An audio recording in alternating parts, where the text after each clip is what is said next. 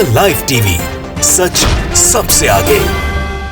दोस्तों, ये तो हर कोई जानता है कि मोदी और शाह की जोड़ी के खिलाफ भारतीय जनता पार्टी के अंदर कोई बोल नहीं सकता। लेकिन अब एक बगावत हो गई है, वो भी तमिलनाडु के अंदर। तमिलनाडु के जो प्रदेश अध्यक्ष हैं, उन्होंने किसी और के खिलाफ नहीं बल्कि सीधे अमित शाह के खिलाफ बगावत का बिगुल फूंक दिया है। और जैसे ही बगावत का बिगुल फूंका, भारतीय जनता पार्टी में हड़कंप मच गया है।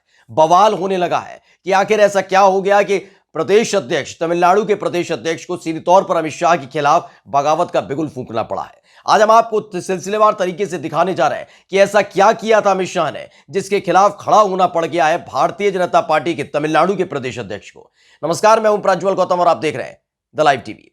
अब तक आपने सुना होगा 2014 से लेकर अब तक किसी नेता की इतनी हिम्मत नहीं हो पाई है कि वो प्रधानमंत्री नरेंद्र मोदी के खिलाफ या अमित शाह के खिलाफ खोलकर बोल सके। वो बात अलग है कि अंदर खाने कई ऐसी बातें होती हैं जिन्हें खोलकर बोला जाता है, लेकिन जैसे ही कैमरा खुलता है या फिर सार्वजनिक तौर पर बात करने की आती है तो बड़े से बड़ा नेता और छोटी से छोटा कार्यकर्ता बोलने से हिचकता है।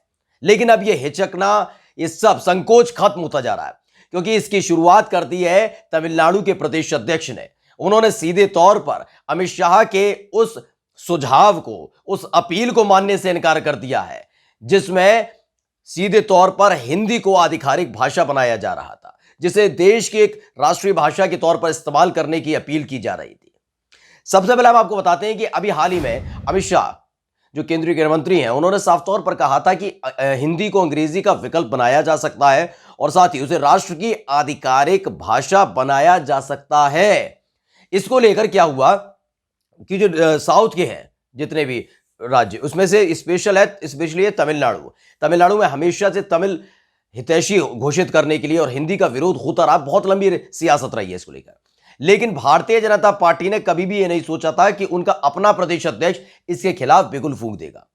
अब इसमें बारी आई कि तमाम डीएमके, एआईएडीएमके, तमाम नेता अपने अपना वक्तव्य दे रहे थे कि ऐसे थोपी नहीं जानी चाहिए, हिंदी नहीं थोपी जाएगी किसी पर, और ये तमाम चीजें चल रही थी क्योंकि अमित शाह ने बयान दिया था। उसके बाद अगला बयान किसका आया? कम से कम बीजेपी को उम्मीद लग रही थी कि उनका जो प्रदेश अध्यक्ष है यानी के अन्नामलाई हैं, वो साफ तौर पर कहेंगे कि हिंदी को सर्वमान्य भाषा बनानी चाहिए, पूरे देश में इसको लागू करना चाहिए, अंग्रेजी का विकल्प बनना चाहिए। जो अमित शाह जी ने कहा वो ठीक कहा, उनका गुणगान करेगा, ये तमाम चीज होंगी। लेकिन ऐसा नहीं किया गया।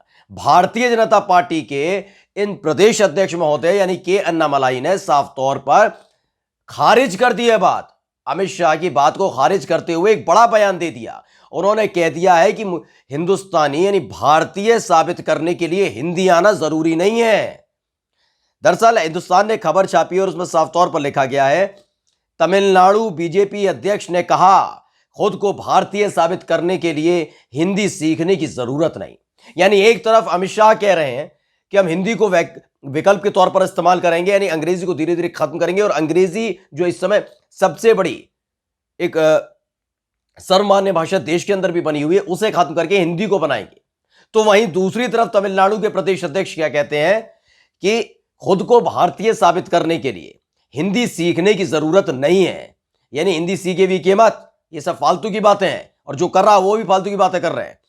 दरअसल आगे लिखा है, हिंदी को लेकर जारी ताजा विवाद के बीच तमिलनाडु के बीजेपी नेता ने कहा, खुद को भारतीय साबित करने के लिए किसी को हिंदी सीखने की जरूरत नहीं है। उन्होंने कहा कि पुराने समय से चली आ रही तमिल भाषा राष्ट्रीय भाषा से जोड़ने के लिए काफी है। यानी उन्होंने साफ तौर पर कह दिया कि हमारी तमिल भाषा सबसे सर्वश्रेष्ठ है, हिंदी हम सीखेंगे वीखेंगे नहीं। आपको बता दें कि तमिलनाडु में तमिल भाषा को लेकर सत्ता और विपक्ष एक हो गए और मिलकर हिंदी या संस्कृत को राष्ट्रीय भाषा बनाए जाने का विरोध कर रहे हैं। आप खुद सोचिए, भारतीय जनता पार्टी का एक कद्दावर नेता जिनके इर्द गिर्द सब कुछ घूमता है यानी अमित शाह, वो साफ तौर पर कहते हैं कि हिंदी को वैकल्पिक भाषा बनाया जाएगा देश के लिए। तो वहीं दूसरी तरफ उनका अपना ही एक बड़ा नेता उनके गुणगान नहीं करता बल्कि साफ तौर पर बगावत कर देता है, नहीं, हमें खुद को हिंदुस्तानी साबित करने के लिए हिंदी आना जरूरी नहीं है, भारतीय साबित करने के लिए हिंदी आना या सीखना जरूरी नहीं है। ये सीधी चुनौती दी गई है। इसके बाद बवाल समझ गया है। लोग पूछने लगे हैं कि क्या वाकई अपने नेताओं को इसी तरीके से केवल एक आदेश के तौर पर चुप करा दिया जाता है? क्योंकि यहां चुप नहीं हो रहे हैं के अन्नामलाई।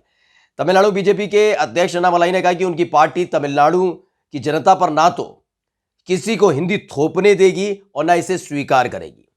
सुन लीजिएगा, इन्होंने कहा है कि उनकी पार्टी यानी भारतीय जनता पार्टी तमिलनाडु की जनता पर ना तो किसी को हिंदू थोपने देगी और ना इसे स्वीकार करेगी। उन्होंने कहा किसी को भारतीय साबित करने के लिए हिंदी सीखने की जरूरत नहीं है।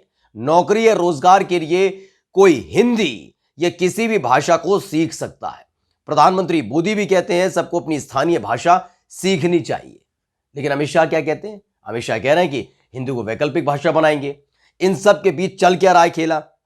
खेला यही है कि लगातार जो तमिलनाडु की राजनीति है भाई, वो तमिलनाडु की राजनीति तमिल अस्मिता के इधर उधर टिकी हुई है और इसी को लेकर डीएमके, एआईएडीएमके लगातार उत्थान करते रहे। यानी सत्ता में आने के लिए, ये आपको याद होगा 69 ये 69-70 के दशक के दौरान बहुत बड़ा एक आंदोलन हुआ था। डीएमके लगातार वहीं से आगे बढ़ती चली गई थी। वैसे तो बहुत बड़ी पार्टी थी, जैसे आजाद हुई थी डीके हुआ, द्रविड़ कज़गम इसका नाम था, लेकिन उसके बाद द्रविड़ मुतेलु कज़गम इसका नाम हुआ और उसकी वजह ये रही क्योंकि ये बहुत ज़्यादा एजिटेट करने लगे थे, ये हिंदी भाषा का विरोध करने लगे थे, तमाम चीज़ें हो रही थी। लेकिन अब तमिलनाडु की स्थिति ये बन चुकी है भाई, तमिलनाडु में आपको अगर अपने पैर जमाने हैं तो पैर जमाने के लिए एक भाषा का साथ पूरी तरह से देना होगा, वो है तमिल भाषा। ये बताना होगा कि तमिल भाषा हमारी तमिल अस्मिता बचाए रखेंगे, जनता उस पर ही प्यार लुटाती है। यही काम एआईएडीएमके ने किया था जब 1971 में इनकी पार्टी बनी। उसके बाद ये लगातार ये करते रहे, उसके बाद ये लगातार जुड़ते चले गए थे और यही है तमिल अस्मिता से जुड़ने की वजह से कि सत्ता में आए। अब उसी राह पर भारतीय जनता पार्टी के प्रदेश अध्यक्ष चल चुके हैं। उनको लग रहा है कि ये वाला चुनाव ना सही, अगला वाला जो चुनाव आएगा इसी आधार पर लड़ लिया जाएगा। किसी भी तरह से कोई नेगेटिव फीलिंग नहीं चाह रही, क्योंकि अगर चुनाव जीत गए तो हीरो हम बन जाएंगे। जिस तमिलनाडु के अंदर सरकार बनाने की सोची नहीं है किसी ने, अगर वहां सरकार बना दी तो हो सकता है कि भारतीय जनता पार्टी के तमाम दिग्गज जो दिल्ली में बैठे हुए हैं उनसे बड़ा चेहरा भी बन लिया जाए। और यही एक वजह है जिसके चलते उन्होंने सीधे तौर पर बगावत कर दी है कि आप अपनी सलाह अपने पास रखिए, आप अपना ज्ञान अपने पास रखिए। ये बार बार कुछ भी बोलकर निकल जाते हैं आप, ये हम पर मत थोपिएगा। साफ तौर पर ये जानते हुए कि अमित शाह ने कहा है कि हिंदी को अंग्रेजी का विकल्प बनाया जा सकता है, एक राष्ट्रीय आधिकारिक भाषा बनाया जा सकता है, इस बयान के बावजूद भारतीय जनता पार्टी के प्रदेश अध्यक्ष तमिलनाडु के अन्नामलाई साफ तौर पर खारिज कर देते हैं इस अपील को।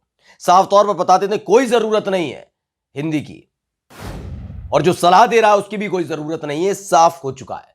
और यानी जो तमाम सलाह 2014 से लेकर 2022 तक ली जाती रही अमित शाह की, अब क्या उस सलाह की, उस मशवरे की, उस राय की कोई जरूरत नहीं रह गई है? क्योंकि अब जो छोटे छोटे नेता हैं जो पदों पर पहुंच रहे हैं, उन्होंने ही सीधे तौर पर बगावत की बिगुल फूंक दी है, वो भी सीधे अमित शाह के खिलाफ। नमस्कार। द लाइव टीवी, सच सबसे आगे।